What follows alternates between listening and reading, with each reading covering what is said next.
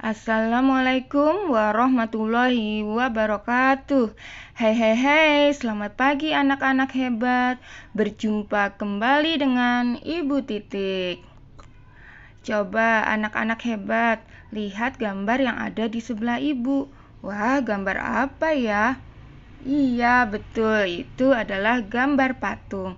Jadi, hari ini kita akan belajar tentang patung.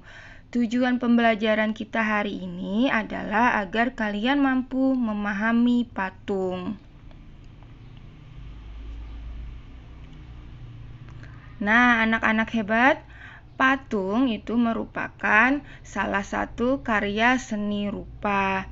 Nah, di kelas sebelumnya kalian sudah mempelajari seni rupa itu dibedakan menjadi dua, yaitu yang pertama adalah seni rupa 2 dimensi dan yang kedua adalah seni rupa 3 dimensi. Seni rupa 2 dimensi itu adalah suatu karya seni rupa yang memiliki dua sisi saja, yaitu sisi panjang dan lebar, sehingga tidak mempunyai ruang. Contohnya adalah lukisan, batik. Nah, sedangkan karya seni rupa 3 dimensi itu adalah karya seni rupa yang mempunyai dimensi panjang, lebar, dan tinggi, atau bisa juga kita sebut suatu karya yang memiliki volume dan menempati ruang. Salah satu contohnya adalah patung. Nah, apa sih patung itu? Patung itu adalah pemaparan ekspresi atau ide dalam bentuk karya seni rupa 3 dimensi yang merupakan tiruan dari bentuk manusia, alam, dengan menggunakan berbagai teknik khusus. Nah, secara umum, fungsi seni patung itu tidak terlepas dari tujuan diciptakannya patung itu sendiri. Nah, berdasarkan tujuan pembuatannya, patung itu ada beberapa macam, yaitu sebagai berikut. Nah, yang pertama itu adalah patung religi. Nah, patung religi ini berfungsi sebagai sarana untuk beribadah atau bermakna religius. Nah, ini adalah contoh patung religi. Kemudian yang kedua ada patung monumen. Nah, patung monumen ini berfungsi untuk memperingati jasa seseorang, kelompok, atau untuk memperingati peristiwa bersejarah. Nah, contohnya anak-anak ibu, ini adalah Monumen Pancasila Sakti yang terletak di Jakarta. Nah, contoh yang kedua ini adalah Monumen Bapak B.J. Habibie ya yang terletak di Gorontalo. Nah, kemudian selanjutnya adalah patung arsitektur. Patung arsitektur ini adalah patung yang berfungsi sebagai konstruksi bangunan. Selanjutnya adalah patung dekorasi. Patung dekorasi ini adalah patung untuk menghias bangunan atau memperindah lingkungan. Nah, ini contoh patung dekorasi. Kemudian yang selanjutnya itu adalah patung seni. Patung seni itu diciptakan untuk dinikmati keindahannya.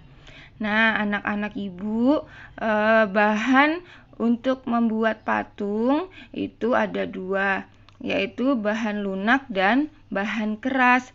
Bahan lunak contohnya itu adalah plastisin, sabun, kemudian tanah liat. Sedangkan bahan keras contohnya adalah kayu, aluminium, kemudian batu.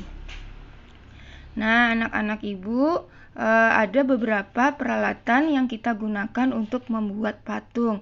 Yang pertama itu adalah butsir. Butsir itu adalah alat bantu pembuat patung yang terbuat dari kayu dan kawat. Nah, ini anak-anak ibu contoh gambar butsir. Kemudian yang kedua alat yang bisa kita gunakan adalah meja putar. Meja putar ini adalah meja untuk membuat patung, dapat digerakkan dengan cara diputar. Fungsinya apa? Yaitu untuk memudahkan dan mengontrol bentuk patung dari berbagai arah. Nah, ini adalah contoh gambar meja putar. Nah, kemudian yang ketiga adalah pahat. Nah, ini adalah contoh gambar pahat. Kemudian yang keempat adalah palu.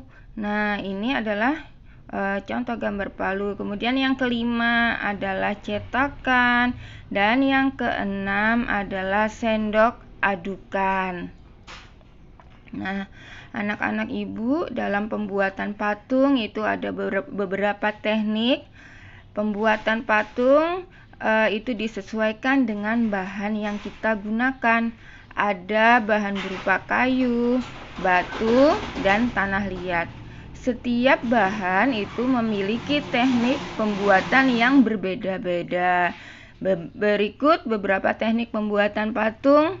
Yang pertama itu adalah teknik membutsir.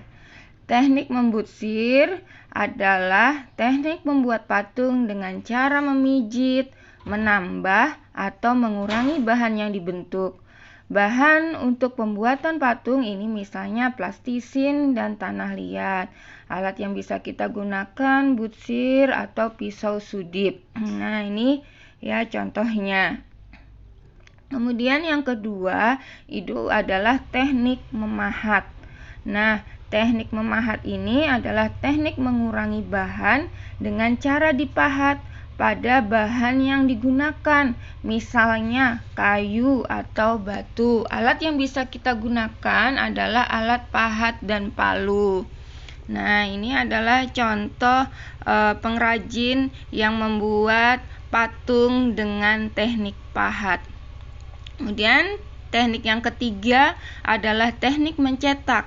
Teknik mencetak ini dibedakan menjadi dua macam, yaitu cetak tuang dan cetak tekan. Pembuatan patung dengan teknik mencetak biasanya menggunakan cetak tuang atau cor. Alat yang bisa kita gunakan adalah cetakan yang sesuai dengan bentuk yang kita inginkan. Kemudian bahan yang bisa kita gunakan yaitu semen, gips, kemudian fiberglass atau emas cair. Nah, ini contoh cetakannya. Kemudian yang keempat adalah teknik konstruksi. Teknik konstruksi itu dengan cara menyusun atau membangun bahan. Cara menyusunnya dengan membuat kerangka terlebih dahulu, lalu direkatkan dengan lem. Alat yang digunakan adalah meja putar atau meja bangunan. Kemudian bahan yang bisa kita gunakan adalah plastisin, tanah liat, semen, dan gips.